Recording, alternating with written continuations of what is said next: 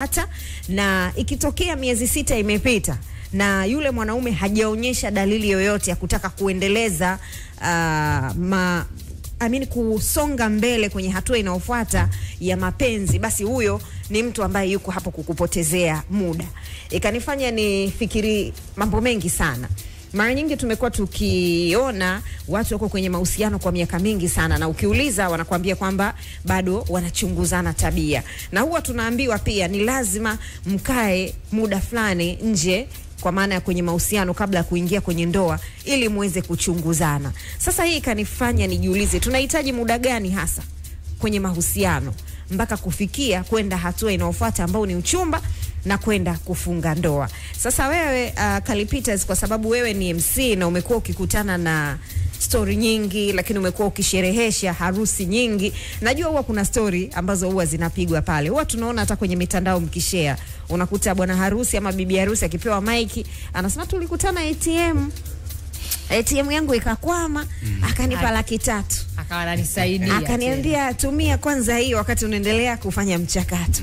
Mwingine anakuambia alini DM nikajibu, sikujua kama mambo yatakuwa serious, yakawa hivi. Mwingine tulikutana labda kazini na vitu kama hivyo. Kila mtu anakuwa na story yake, lakini baada ya hapo ndo anakwenda kwenye hatua inayofuata mpaka tunakuja kuona ndoa pamoja na sherehe ya harusi ambayo tunaishuhudia, na sisi kwa namna moja ama nyingine tunasema jamani wamependeza na vitu kama hivyo. Mara nyingi wapenda nao hawa ambao wanakuwa kwenye ndoa huwa wanachukua muda gani kwenye zile story zao mpaka wanafikia kuingia kwenye hiyo hatua muhimu zaidi? Mara nyingi kwanza hakuna specific time ya mahusiano kwamba tutakaa kwa muda fulani mpaka muda fulani ndio tuweze kufikia kwenye stage ya uchumba na nini na vitu kama hivyo.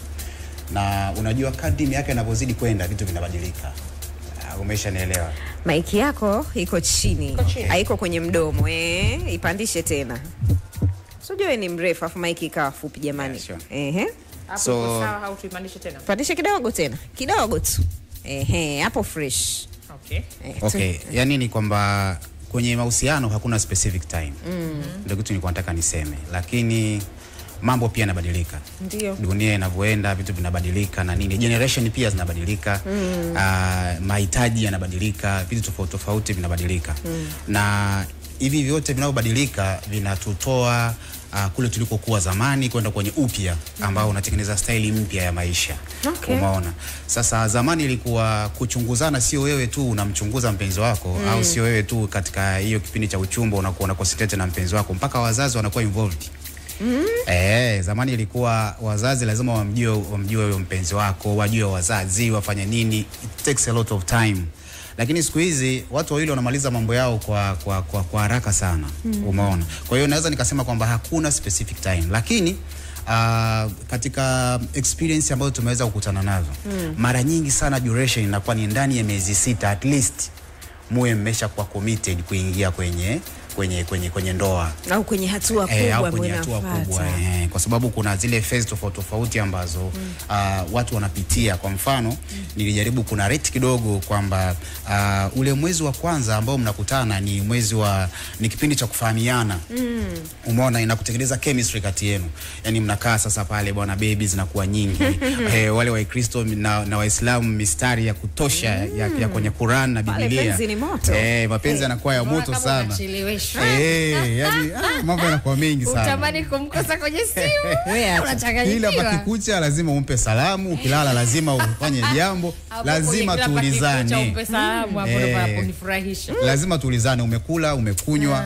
Mwezi wa kwanza ni wa moto. Umevaa nini? Umevaa nini leo? Mwezi unakuwa mtamu. Ndio pale unapokutana na Umi anaongea kwenye simu, yuko kwenye ngazi kasimama, ghafla unamkuta kibarazani. Hujakaa vizuri uko nyuma ya parking ya magari.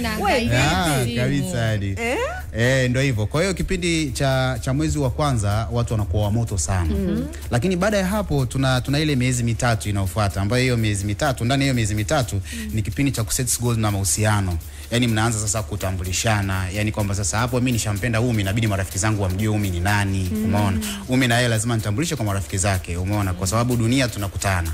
Kwa hiyo tunapokuwa tunatembea wawili lazima watu watajiuliza tu kwamba hapa vipi. Umeona? Kwa hiyo bwana huyu ndo na-expect, unamtambulisha kwa wenzako na vitu kama hivyo. Umeona?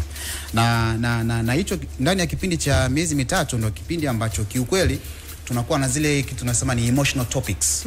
Yani lazima wewe na mwenzako umeweze kufahamu kwamba mna malengo gani kwenye hayo mahusiano. Umeona kuna vitu very emotional vinakuwa vina raise pale kati ya mwanaume na mwanamke. Umeona lakini ndani ya miezi 3 mpaka 6 pale ndo sehemu sasa ambako tunatengeneza utayari wa kufikia ndoa.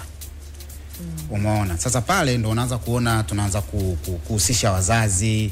Umeona vile vitu ambavyo ni muhimu lazima vianze kufanyiwa kazi. Sasa pale ndo unaanza kuona watu wanasema bwana, kilichobaki sasa hivi hebu tumtafute mchungaji au tumtafute shekhe sasa aweze kufahamu ile jambo pia. Umeona so lakini kitu kingine ambacho nataka niongelee hapo Mariam na Umi ni kwamba unajua hivi vitu vinachangiwa na baadhi ya vitu vichache ambavyo naweza nikasema. Kwanza kabisa yawezekana miezi 6 ikawa mingi au ikawa michache, lakini ni kutokana na maturity, kupevuka kiakili. Kwa nani, mwanamke au mwanaume? Wote wawili. Okay. Yes, mimi nimefunga harusi ya mtu ambaye alikutana na mpenzi wake chuo. Mtu alikutana na mpenzi wake shule ya msingi. Umeshanielewa? Lakini by the time wanakutana maturity ilikuwa bado haijaingia kwenye hayo mambo bado sana. Umeona? Lakini walikuwa wana feelings kila mtu na mwenzake kama hivyo. Umeona? Kwa hiyo inafika wakati wanakuja wanaoana baadaye. Kingine kinachoweza kufanya wewe ukawai au kuchelewa, ndugu yangu, ndani ya miezi 6 kama una hela, sidhani kama inaweza kawa rahisi sana kukimbilia masuala ya ndoa. Na ndio kitu ambacho naweza nikasema kwa sasa hivi sisi wanaume tunakikwepa sana. Wanaume wanakwepa sana ndoa za haraka kutokana na kujipanga. Hali ya maisha jinsi ilivyokuwa, ndio maana nasema kwamba maisha yanabadilika, vitu vina change. Kwa hiyo unakuta mtu kweli ana mpenzi, lakini sasa anawaza sasa hivi nikisema naoa na jinsi nilivyo inakuaje?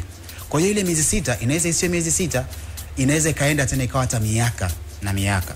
Ndio unakuta sasa kwa upande wenu wenyewe wanawake, kwa sababu hamna uvumilivu, hajanivalisha pete mpaka leo namsubiri, sioni chochote kinachoendelea. Unaona? Kwa hiyo kuna contradictions zinatokea hapo. Nimalizie tu kwa kusema kwamba kingine kwenye hii inaweza kufanya labda mkawai au mkachelewa ni age factor. Kwenye age factor naongelea umri wenu. Umeona ukiachana na maturity kuna umri. Mimi nikutana na Mariam leo ana miaka 32. Yaani desire yake ya kuolewa ni kubwa kuliko mimi ninavyodhani. Umeona anakuwa anatamani kuolewa. Kwa hiyo wewe atakachokifanya Mariam ni kutengeneza pace kwenye mahusiano yenu. Kutengeneza ile naweza nikasema nini, speed kwenye mahusiano. Kwamba bwana sikiliza, mimi nataka ikifika Januari wewe ushafanya kitu. Mwanaume anajua niko na mwanamke ambaye anahitaji kitu inavyotakiwa. Umeona? Kwa hiyo naweza nikaishia hapo kwanza. So huo umri unasaidia kuharakisha mahusiano au kuna namna nao pia umekuwa ukichangia kuharibu mahusiano pamoja na ndoa? Manake unajua kama mtu hayuko tayari na wewe, kwa sababu unaona kwamba umri unakwenda na umri ndio unakusukuma wewe kutaka ile ndoa, lakini upande wa pili pengine hajawa tayari, ama inawezekana wewe sio lile chaguo lake ambalo anatamani kuingia nayo. Umri huu umekuwa ukisaidia kutusogeza huku kwenye ndoa ama ndio umekuwa ukiharibu? Sasa hapo unajua tunapoongelea ndoa pia ndoa ina determination zake. Na umri kama umri una pande mbili. Unaweza ukachangia kupeleka sehemu mbaya na unaweza ukachangia kupeleka sehemu nzuri. Kwanza unajua wanawake wengi wana ile tendency ya kusema kwamba nikizaa mapema mambo yangu yanakwenda fresh. Kwa hiyo kuna ile mtu anakimbizana na umri wake kwamba bwana mimi nataka ndoa. Na akibahatika kupata ndoa katika umri mdogo, kweli ukipata ndoa katika umri mdogo mambo yanakwenda fresh kwa sababu utazaa mapema, utamaliza, utakuwa unaendelea na shughuli zako nyingine. Lakini pia umri unaweza kukupelekea sehemu mbaya. Na sehemu mbaya ambayo nataka niongelea ambayo ndio inasumbua watu wengi sasa hivi, wadada. Sehemu mbaya ni frustration. Wadada wengi umri unawapa frustration. Unakuta dada amefika miaka 32, hana njia yoyote anayeelewa ya kwenda kuolewa. Miaka 33 haelewi mbele, haelewi nyuma. Unajua mimi nishakutana na rafiki yangu mmoja siku moja tunaongea kwenye masuala ya kazi, ana miaka 33. Ni mwanamke. Alichoniambia ni kwamba mimi nimeamua tu kuwa single mama, nimeamua kutafuta mbaba wangu, maisha yangu yanaenda. Mimi nikamwambia okay fine, umeamua hivyo. Kwa nini umeamua hivyo? Akaniambia vijana mueleweki. Vijana mueleweki kabisa. Umeona? Kwa hiyo yuko frustrated na maisha. Ameamua kuishi lifestyle ya namna hiyo. Kwa hiyo umri pia unaweza kutupeleka sehemu nzuri au sehemu mbaya.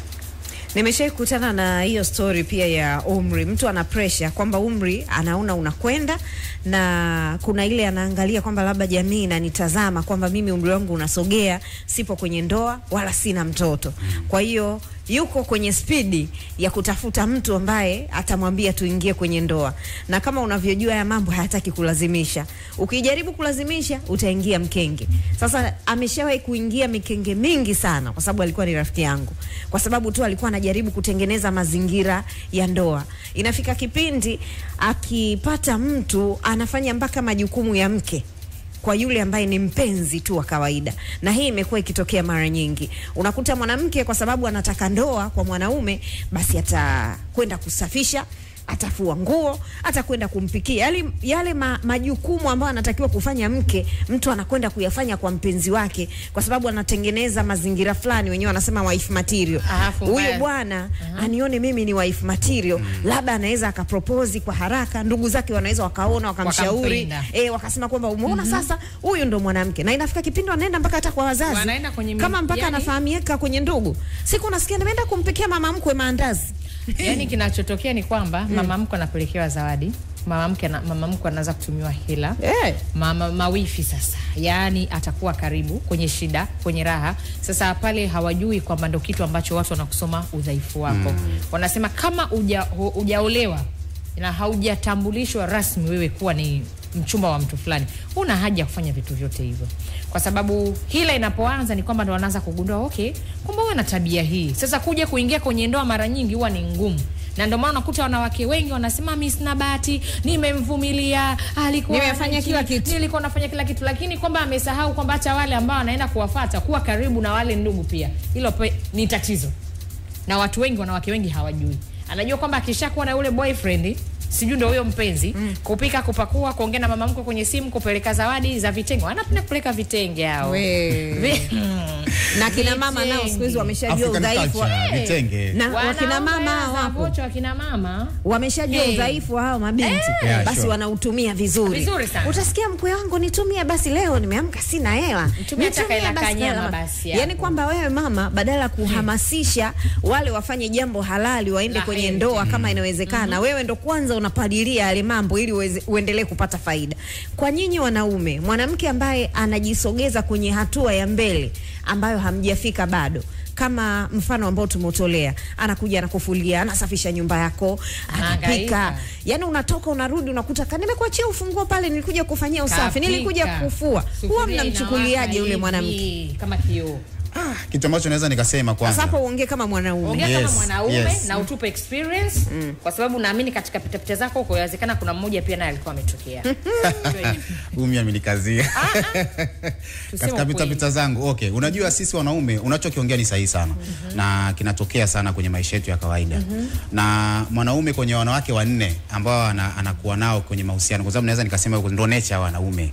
Mwanaume hawezi kuwa na mahusiano na mtu mmoja ambaye anasema huyu ndo naenda naye moja kwa moja hivi. Lazima kuna wengine ambao watakuwa kama backup hivi, ili kwamba wewe ukizingua huku aje akae upande huo huko.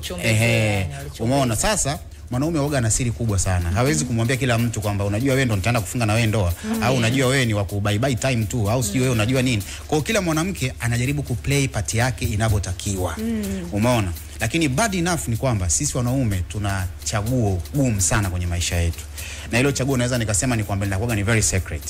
Yani unakuta wewe unakuja, unapika, unafanya nini. Na mimi sio kwamba nakataa mwanamke kwenda kwa mwanaume. Nenda kwa mwanaume, lakini kitu ambacho naweza nikasema you should play smart. Mwanaume lazima uwe makini naye sana. Play smart. Kwa sababu ukijiachia sana, mwisho wa siku unakuja kulia vibaya sana. Yani ukijiachia sana unalia vibaya sana. Unakuja kulia vibaya sana kwa sababu sisi wanaume, ngoja nikwambie, sisi wanaume hatuendeshwi na emotion kama nyie. Umeona, sisi wanaume hatuendeshwi na emotion. Sisi tunaendeshwa na choices. Tunachagua tunachokitaka. Umeshanielewa? Tukishachagua ndo tunaanza kwenda na emotion taratibu, step by step. Na wala hatuendi full kwamba mimi niko na emotion kwa huyu mwanamke full time. No. Hata tunapokaa kwenye vikao vyetu vya wanaume huwa tunaambiana, huyu mwanamke wa mjini utamweza? Huyu mwanamke sio nini, na mwanaume anakuambia huyu ngoja ni bye bye time tu bwana. Mimi siwezi nika sisi tunaona hata kwa wasanii wakubwa bwana. Mtu anakuwa na mwanamke fulani tunasema hapa mwamba anaoa. Kwa sifa alizonazo huyu mwanamke huyu mwamba anaoa. Lakini kesho na kesho kutwa amemtema. Umeona? Kwa sababu gani? Kuna vitu vyake yeye anavyoviselect. Umeona? Na wife material, mara nyingi watu wanafikiri wife material ni kwenda kumfanyia mwanaume vitu nyumbani. Ndio wanafikirigi hivyo mara nyingi wanawake kwamba wife material bwana, mimi inabidi niende kwa mwanaume, niende nikamfanyia hichi, nikafanye vile, nikafanya hivi na hivi. Si kama wanaelewa. Kumbe mambo yanguka na ngazi napata miguu. Waza wewe ndio wife material. Lakini mwisho wa siku wife material ni definition nyingi. Wife material inaonekana mwanzoni kabisa pale kwenye mahusiano ni sawa, sikatai, lakini haikupelekei wewe kuanza kumhudumia mwanaume. Kumhudumia mwanaume si wife material. Hapana. Unachotakiwa kufanya ni kukaa kwenye reli. Wife material anakaa kwenye reli ya mahusiano. Anakuwa na misimamo yake kwenye mahusiano. Anakuwa anamsikiliza mwanaume ndio, lakini mwisho wa siku kuna vitu utakavyokuwa unaviongea vinanipa mimi shauku ya kujua kwamba huyu mwanamke mbona ana tofauti. Umeshanielewa? Kwa mfano, sisi tuko hivi. Wewe ukiwa unajileta ghetto kila wakati, sisi tunajua kabisa hichi chuma hiki sio cha kwenda nacho popote. Okay. Umeshanielewa? Yani ukiwa unakuja ghetto sana, yani wewe kila saa simu, uko wapi? Nataka nije ghetto kila saa. Kashaibuka. Huyo hapa huyo mwanaume anaanza kusema oho. Huyu huku nakotaka. Sio mwenyewe. Anaanza kupigia mpaka washikaji simu. Oya, huyu demu wangu anapenda ghetto sana. Yani huyu ukikaa hivi anataka kuja, sio anataka kunifumania, mara si nini. Umeona?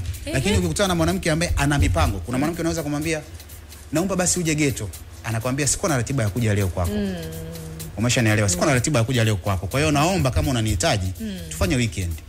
Au wiki ijayo. Na uniambie mapema. Na uniambie mapema. Yaani hebu nipange. Usinikurupue tu saa ngapi umeona kwamba huyu nafaa kumchukua nimlete. Umeona jinsi ambavyo wife material inaanza kuplay. Mwanaume anaanza kuona huyu mwanamke ni mwanamke wa mipango. Sio kumkurupua. Yuko baa kashalewa 7 za usiku anapiga masimu, njoo hapa, mimi niko karibia na kona ya choo. Umeona tena unasahau mpaka kanda mbili mbio. Huyu anapiga simu hivyo yuko kona ya choo nani? Mwanaume mshikaji. Kwa hiyo wewe unatoka tena nyumbani mbio, unajua unapendwa. 7 za usiku. Lakini una nini? Ndio anapokuambia. Mimi kwanza namtaka hata mtu anaelewa. Hata sinikaribie. Hatari sana. Hatari. Na ni kweli huwa tunashuhudia, unaweza uko umekaa na marafiki, unashangaa mtu akishaanza kulewa ndo anamkumbuka mtu. Tena kupigia uko wapi? Usiku saa 7 uko wapi? Anampigia mtu. Huyu demu wangu uko wapi? Na mimi na marafiki wengi wa kiume, mtu anakuambia yani mimi nina mwanamke wangu huyo mmoja waga chomoi. Yani huyo hata nikimpigia simu sangapi uamini, ngoja nipige. Anapigia simu. Na kaolewa, mwingine anakuambia kaolewa saa hizi, au labda anawezekana hajaolewa au yuko kwenye mahusiano, lakini anakuambia nikimpigia simu yangu moja, hata kama ana jambo lolote ambalo analifanya anaacha, anakuja kwangu. Okay, sasa unaona jinsi ambavyo inakuwa imemfetch mwanamke. Imembeba mwanamke kwenye upande ambao ni wa negativity. Kwa sababu mwanaume hamsifii mwanamke kwenye upande wa positivity kwa unavyoongea wewe. Maana yake ni kwamba yeye anaona kwamba wiki ni kilaza changu. Muda wote mimi nikikitaka si mmoja tu anakuja. Afisa kuna unajua wanawake tunakutana nao watu tofauti. Kuna mwanamke ambaye yuko addicted na mambo ya mapenzi. Sio kwenye masuala ya kuolewa sio nini. Yuko addicted tu na mambo ya mapenzi. Ana uraibu. Yani yuko addicted sana na ure. Yani kwamba huyu mwanaume wangu bana mimi huyu ndo ananidezesha. Kwa hiyo yeye anamtengenezea yule mwanaume wa kuona kwamba huyu kumbe nikimhitaji mtu wangu muda wowote anampata. Umeshanielewa? Hili haiwezi kukupa go ahead ya kwenye ndoa. Ni mara chache sana, mara chache mno. Mara chache sana. Kwa sababu mwanaume huaga anajiuliza vitu vingi. Mwanamke kama anajua hivi vitu namna hii. Ni mimi mwenyewe. Ni mimi mwenyewe ndio haichoki. Ni mimi mwenyewe huku au namna gani? Mtihani majirani. Kila ukiitwa wewe hukatai. Kila ukiitwa hukatai. Yeye kumbe unajua wanaume kwa wanaangaliaga hivyo vitu. Yaani wanashtuka. Mwanamke unakuwa kidogo mgumu. Mipangilio muhimu sana kwenye maisha ya mapenzi. Mipangilio. Na ni vizuri pia kujisetia mipango yako na mipaka yako pia wewe kama mwanamke. Mipaka ambayo mtu yoyote hata ivunja, haijalishi unampenda kiasi gani ama kuna namna fulani ambayo unahitaji kuwa naye.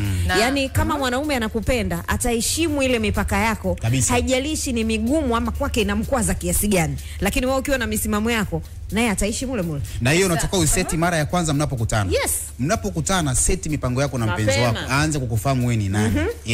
Hiyo imenikumbusha kuna binti moja nilishayofanya naye kazi huko nyuma ambaye alikuwa na mpenzi wake na aliamini kabisa kwamba ule mpenzi wake angemuoa. na kwa bahati nzuri alibadili mpaka dini kufuata dini ya mshikaji. Ikawa ina maana yeye alikuwa ni mtu wa dini. Kila anachoambiwa ndio. Unajua ni ule mwanamke ambaye yani hata mshikaji akimwambia anataka kitu fulani ambacho unaona kabisa yani hichi ni haramu, yani uwezi kufanya hii, sawa, anakubali kufanya. Mwisho wa siku mshikaji akamwangalia akaona huyu sio mwanamke huyu, kwa sababu mwanamke gani ambaye kila ninachomwambia yani anakubali. Hivi ana mawazo tofauti, anaenda. Sitaki ufanye hichi, haendi. Mara yani unajua ni ule mwanamke ambaye anamfanya kama mbuzi, kwamba huyu ni mbuzi wangu, namfunga, namchunga, nafanya na mtaka. Mbuzi mwenyewe sangine anakuwa mkaidi. Mwanamume alichokifanya, akaenda akatafuta mwanamke ambaye yuko smart kichwani, yuko smart kwenye masuala mazima ya maisha. Ni ule mwanamke fulani ambaye anamwambia ya mshikaji saa 8 rudi nyumbani, mshikaji anarudi nyumbani. Na ndo alikuja kumuoa na ndo mke wake mpaka leo. Yani wewe alikuwa ni kama tuseme labda bendera kufuata upepo. Yani kwamba upepo unavomtaka aende ndo anavoenda. Kwa sababu hata mbuzi mwenyewe anagoma. Je, kusikia mbuzi kagoma kwa ndio hiyo. Sasa watu wakamuuliza mshikaji ulichokifanya, si unajua tena wapambe ndio. Wapembeni. Umekosea, mbona yule demu alibadili mpaka dini? Mbona hivi na hivi, unajua unapata dhambi? Akamwambia hapana. Mimi pia nina choice zangu. Yani siwezi kuwa na mwanamke ambaye labda unamwambia saa 9 za usiku njoo, na maana yeye ni mtu ambaye hana shughuli ya kufanya. Usiende kazini, haendi kazini. Au hana mipango yake binafsi ya maisha. Imagine ni maisha yake. Amwambia usiende kazini leo, na kweli haendi kazini. Anakaa namsikiliza mshikaji.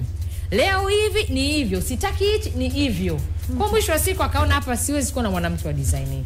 Kwa hiyo wanawake wenzangu jamani, wanaume hao wanacheza na akili zetu. Play smart kama MC alivyosema. Kwa hiyo sio mwanaume anapokuhitaji kila muda unakuwa tu kwa available. Usihisi kwamba ile ndo mapenzi. Yani pale ni kama unajishusha value yako. Lazima uonekane na shughuli ya kufanya. Mwanaume ametuma message kama vile umekaa unajitegesha tu. Message imeingia, haijafika hata chini, umeshaisoma, ushamblue tick. Sio kweli. Umeelewa? Yani au anakuwa ameshika hivi simu. Ameshikilia, maana unajua ni yule mtu ambaye amekaa kila saa anacheza simu, anasubiria tu anakuona una rekodi. Wakati una rekodi kashafungua. Dakika sekunde 2 ni nyingi kasha kujibu. Wakati mwingine mpe hata dakika 10 20 hata lisali zima usimjibu message yake. Unakumbuka niwahi kukutana naye kwanza kidogo, mfikirishe mwanaume kwamba aanze kuwaza kwamba akutengenezee thamani, akutengenezee thamani. Mtengenezee wivu mwanaume. Mwanaume anatakiwa atengenezewe wivu. Sio kwamba eti mtaweza kwamba mimi sina wivu, sio kweli. Hakuna mtu asiyekuwa na wivu. Mwanaume anatengenezewa wivu na anakuwa na wivu kweli. Lakini kuna baadhi ya wanawake ambao anakuambia mimi mwanaume wangu ana hata wivu. Hata nifanye nini aniulize. Wewe mwenyewe umemtengenezea hayo mazingira ya yeye kukuonea wivu? Ama umekuwa tu ni mwanamke ambaye uko available masaa 24? Tuliwahi kukutana na hilo tukio Umi. Mtu unamtumia message kabla haijaweka tiki moja ishaweka zile mpaka blue tick. Sasa unajiuliza huyu mtu alikuwa ameshika simu na amebonyeza kwenye ule uwanja wangu wa message, anasubiria message. Maana sio kwamba nilimtaarifu kwamba nitakutumia message saa 9 ama saa 9:30. Hata nikikwambia saa 9 au saa 9:30 sio kwamba utakuwa umeshika simu. Angalau itapita hata dakika 1 ama 2. Inaogopesha. Ulisheko na unashika simu una rekodi.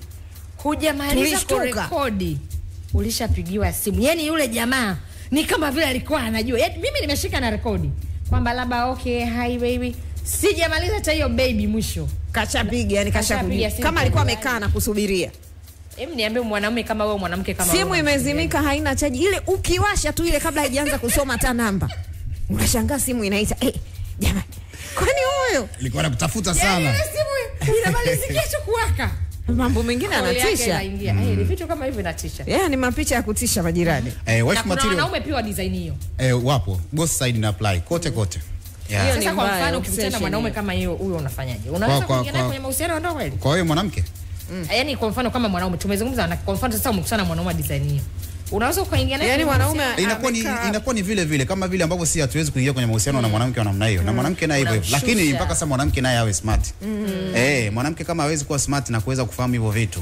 Hapana, kwa sababu unajua anaweza kaisi vile ndo anapendwa. Ndio mapenzi. Yani kuna mwanaume pia anahisi kwamba akikufanyia vile, anahisi kwamba labda ndo atakuchanganya akili. Yani anakuvuruga. Sijui unanielewa? Which sio kweli. Sio kweli. Kwa sababu hata hivyo kusema kwenye upande wa wife material, wife material ni ile smartness ya mwanamke. Ndio tunasema wife material.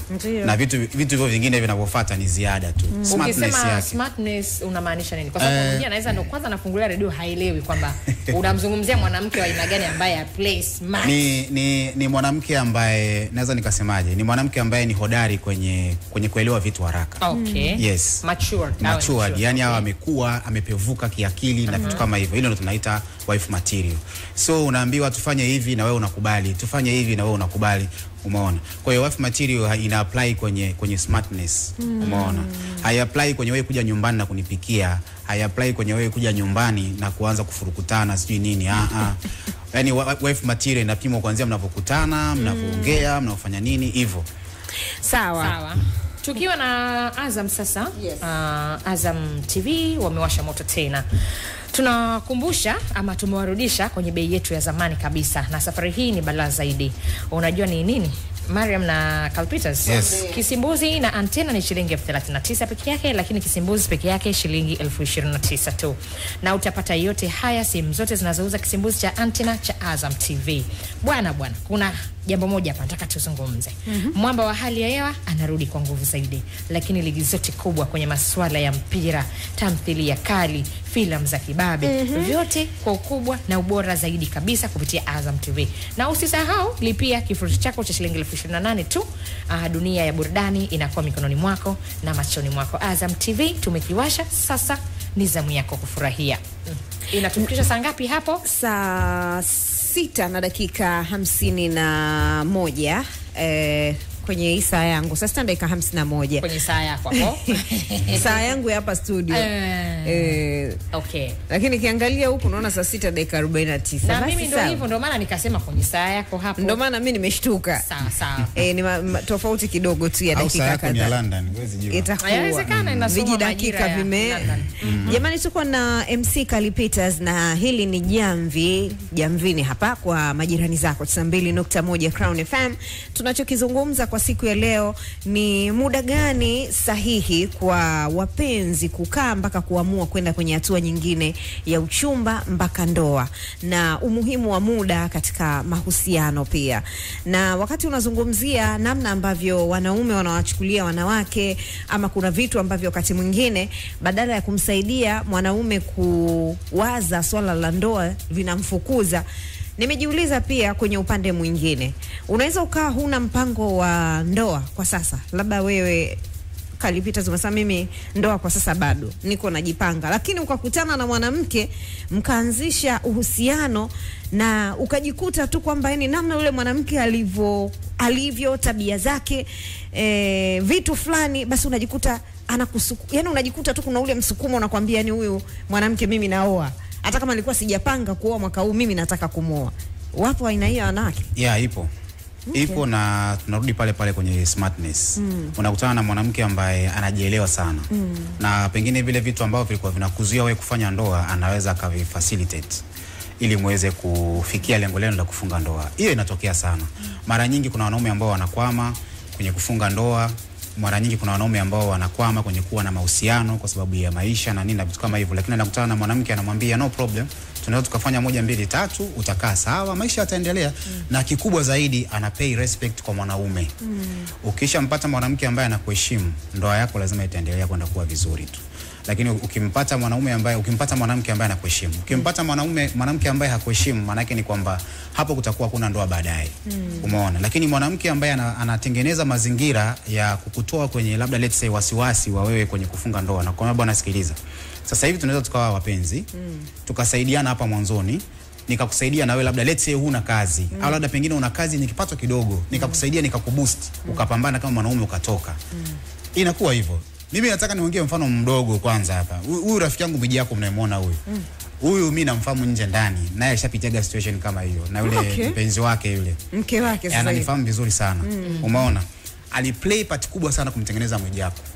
Aliplay part kubwa sana kumtengeneza Mwijaku. Kwa sababu ilifika wakati Mwijaku alikuwa anashindwa kufanya decision ya kumuoa yule dada.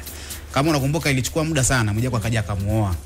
Wakati anakuja kumuoa, maana yake ni kwamba yule dada alitengeneza mazingira mazuri kwa Mwijaku. Nakumbuka tu dada alikuwa anafanya kazi kwenye benki fulani hivi. Alimtengenezea mazingira mazuri sana Mwijaku. Akanyanyuka alikokuwa, akaenda. Na kila nilipokuwa nakutana naye, heshima ya kwanza alikuwa anampa mke wake. Anamrespect mke wake kwa sababu alimtoa kule alikokuwa akampeleka sehemu ambayo sasa hivi unamuona Mwijaku yule pale. Lakini wanaume wangapi pia huwa wanakumbuka hizo fadhila ikitokea mwanamke kamsaidia kumsogeza kutoka sehemu moja kwenda sehemu nyingine? Sasa hapo akili kumkichwa. Kwa sababu kuna wanaume ambao wakishajipata kimaisha wanasahau wanawake wao na wanasahau walikotoka, of which ni very bad, ni mbaya sana. Kwenye maisha kuna leo na kesho. Kama mwanamke aliweza kufanikiwa akakutoa sehemu uliokuwepo mkafika sehemu kubwa, inabidi uendelee kupay respect kwa mwanamke huyo ambaye amekutoa kwenye hilo eneo. Kwa sababu kuna siku mambo yatakuwa sio mazuri na wewe utashuka chini, itakuwa tena ni shida. Umeona? Kwa hiyo lazima sisi wanaume kama wanaume tuendelee kupay role kubwa sana ya kuwaheshimu wanawake ambao wanatoa sehemu ambazo tulikuwa sisi ni wagumu. Na sio kututoa tu, wanawake wanatuvumilia sana sehemu ngumu. Wanawake wanatuvumilia sana. Unakuta mwanaume unaweza kukaa mwezi mzima hujashika laki, hujashika 50,000, hujashika 20,000. Wewe unacheza na shilingi 5,000 tu. Yaani wewe ni mwendo wa 5,000, mafuta ya kupima, sukari ya kupima, sijui nini.